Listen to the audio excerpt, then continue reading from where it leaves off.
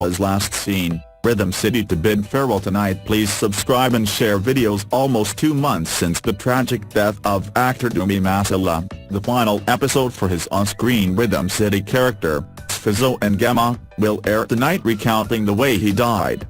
The E.TV soapy revealed last month that Fizzo's exit would mirror Dumi's murder, which happened in August during a botched hijacking.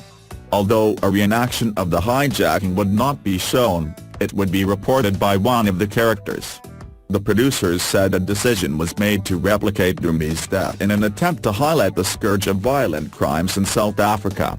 After extensive consultation with the Masilela family, the producers of Rhythm City have decided to incorporate Dumi Masilela's tragic death into the exit storyline of his character, read a statement. Wednesday's episode will mark Dumi's last appearance on the soapy, although there will be a special on-screen memorial service in his honor on October 18. The actor's mom Sabitha Magdalene and brother Thabani will also feature in the episode. The show's producers decided to use Fizzo's exit story as a way to pay tribute to Dumi's work as an actor and to highlight the tragedy of unnecessary violence that plagues our cities, said producer Eula Quinn.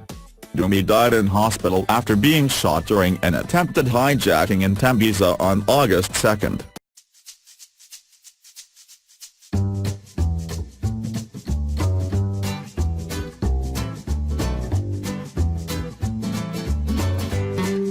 Changed his mind about taking Mugabe's life today. Prophet, please subscribe and share videos. Today was meant to be the day that Zimbabwean President Robert Mugabe takes his last breath, but God has decided to keep him around for a while longer.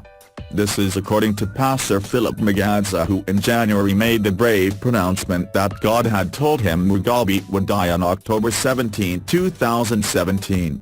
At the weekend, however, the pastor reportedly sent out a voice note in which he suggested God had changed his mind.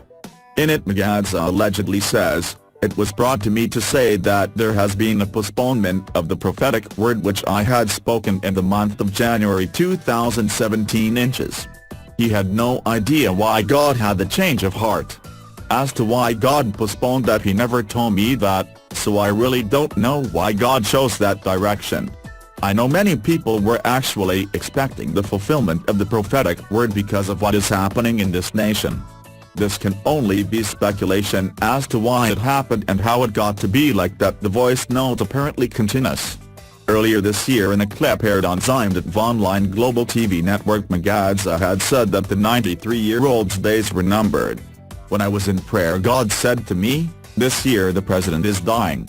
He told me to say that he is dying on the 17th of October, said Mugabe. Mugabe, however, did not take kindly to the prophecy, and the man of the cloth landed in gaol.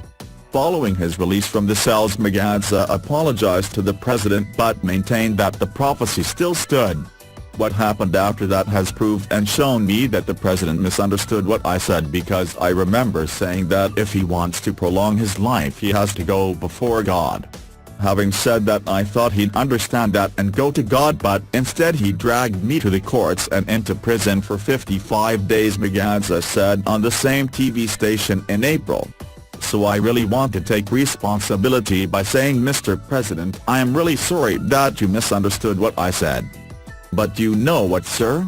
I am not apologizing for what I said. What I said still stands if you do not do anything about it," he added. In an interview, Mugabe has brushed off what he labeled prophets of doom and gloom who masqueraded their dreams and wishes as prophecies. "I don't care about them anymore," Mugabe said. "We had some pastors praying for my death, even a bishop of my church." He added that it was absolutely nothing new to him, killed by hijackers who knew him. Please subscribe and share videos. Rhythm City actor Dumi Masilela was no stranger to the men who shot him dead in an attempted hijacking in Tembisa 2 months ago. This startling information was in the written confession of Saifundo Nkosi, one of the men accused of his murder, in his bail application at the Benoni Magistrates Court last week. "They knew the vehicle and knew Masilela," Magistrate Telmari Scott said as she paraphrased parts of the confession before her. Nkosi had told police they usually don't hijack vehicles of people they knew, but on that day, it was different. I drove until I was parallel to Dumi's car. Solly shouted and told me to stop and I stopped. Nkozi's confession read. Masilela and a friend were seated in his Golf 7 vehicle. 2 of the 6 gangsters were meant to have gone for Masilela's vehicle, but only Kumbudzo Solomon Mugabe, known as Solly, got out. The door the other gunman was meant to use was secured by a child lock. Nkozi said Mugabe approached the car and fired shots into Masilela's car and then ran back to the jeep with his accomplices. A wounded Masilela had then sped off. He later died at the Tembisa hospital. The jeep that the attackers were traveling in had been hijacked in Davidson earlier.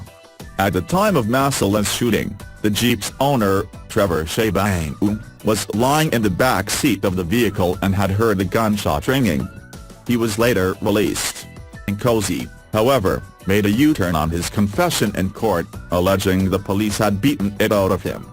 He said he was not present when the jeep was hijacked in Davidson, but he was later picked up by the hijackers from a tavern in Tembisa.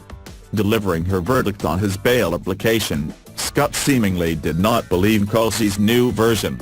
The magistrate denied him bail.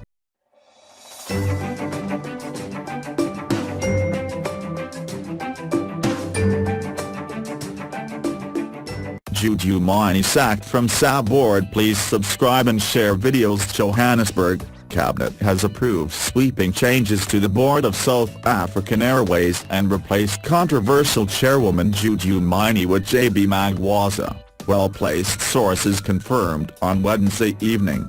At a meeting earlier in the day, President Jacob Zuma's cabinet approved a new board which saw Mini, Drifizameka, Msimkilu Malanga, Saifal Bulezi, Nazmir Amla, and Gugu Sipamlu ousted. Other than Magwaza, the new board members are Lathilfakut as deputy chairwoman, businessman Jeff Rothschild, aviation expert Ahmed Bassa, accountant in Ecom Lari, and businessman Martin Kingston. Cabinet reportedly retains Swazi Shabalala, Peter Chisef, Thamkum Goduso, Peter Malualika, and Actor Musa, Inca reported.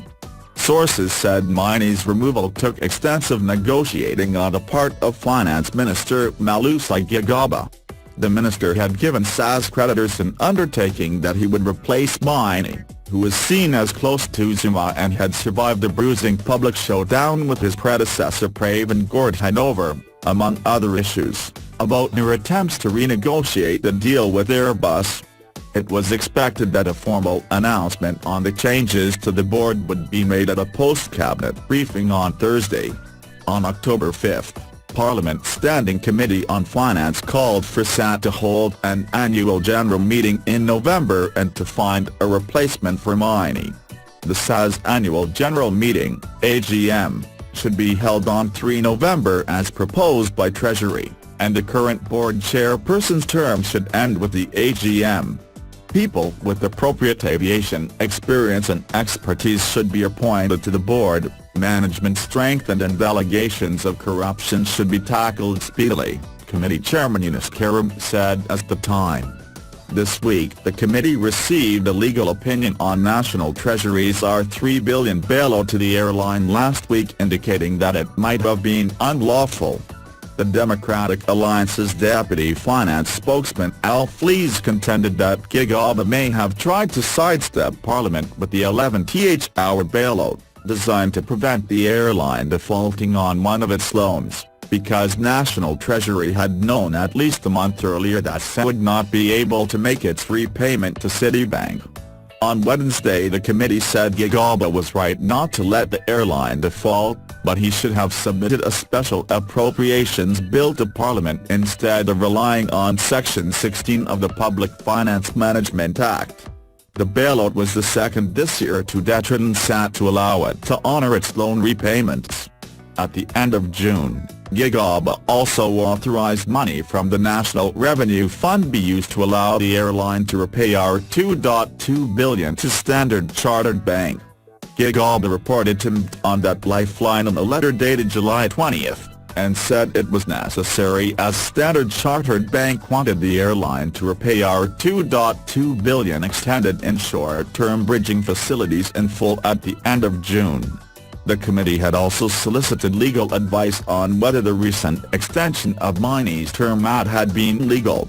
On Wednesday, Lees welcomed the news of Miney's axing, saying, "She has done untold damage to say and should not have been reappointed to the board, and certainly not as board chair." In September 2016,